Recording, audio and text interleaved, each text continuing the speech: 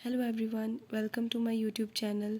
So today we'll start pharmaceutical organic chemistry. ये हमारा B farm third same का subject है।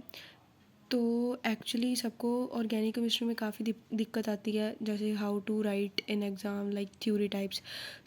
यहाँ पे हम देखेंगे कि हमने एग्ज़ाम के अकॉर्डिंग किसी भी क्वेश्चन को कैसे बनाना है, कैसे उसकी लेंथ वगैरह हम कैसे इंक्रीज़ कर सकते हैं और कैसे हमने लिखना है। फर्स्ट ऑफ़ ऑल ये हमारे पास यूनिट 1 है फार्मास्यूटिकल ऑर्गेनिक केमिस्ट्री की। जो हमारे पास यूनिट 1 है उसके अंदर हमारे पास सबसे पहले हमारे पास बेंजीन एंड इट्स डेरिवेटिव्स की बात आ जाती है।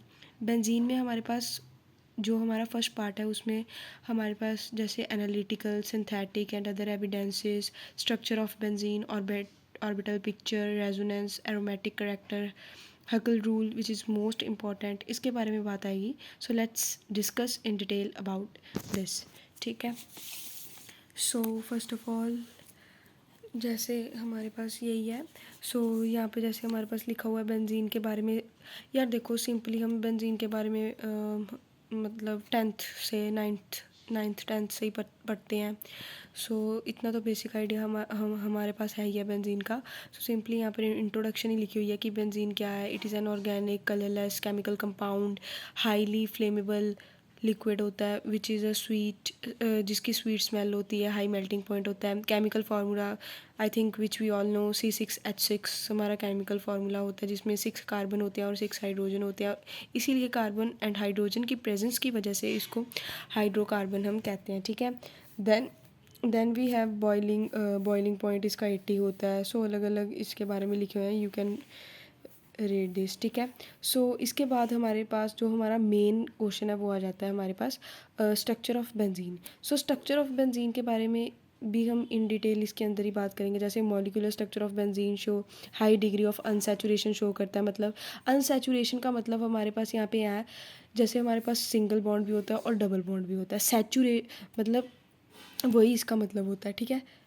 मतलब सिंगल एंड डबल बॉन्ड इसके अंदर प्रेजेंट होता है। ठीक है।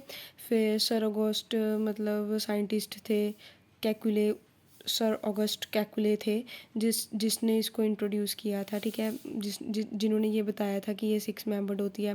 He also propose the presence of 3 alternative double bond in benzene. According to sir Kekule, the 3 alternative double bond in benzene also changes their position rapidly to satisfy the tetravalency of carbon. ये तो हमें पता ही है कि resonance show करती है benzene, highly resonating structure होता है। इसमें भी सारा जो कैकुले ने हमें बताया था उसके बारे में लिखा हुआ है, जैसे केमिकल बॉन्डिंग के बारे में, कार्बन कार्बन बॉन्ड के बारे में, स्टेबिलिटी वगैरह के बारे में।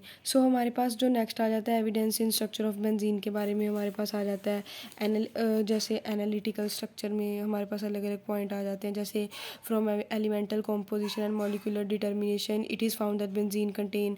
यार वही है, हमने सारा कुछ ना बेंजीन के बारे में बताना है कि जो बेंजीन है उसके अंदर 6 कार्बन होते हैं और 6 हाइड्रोजन होते हैं। बेंजीन जो होती है मॉलिक्यूलर फार्मूला उसका C6H6 होता है, हेक्सीन का C6 और H12 होता है। Confirmed benzene is highly unsaturated compound compared to hexene.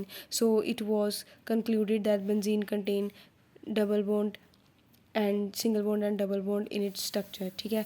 फिर सिंथेटिक एविडेंस वगैरह आ जाते हैं हमारे पास, जैसे बेंजीन अगर ब्रोमीन की प्रेजेंस में कोई रिएक्शन नहीं होता, डिल्यूटेड गोल्ड के MnO4 की प्रेजेंस में कोई रिएक्शन नहीं होगा।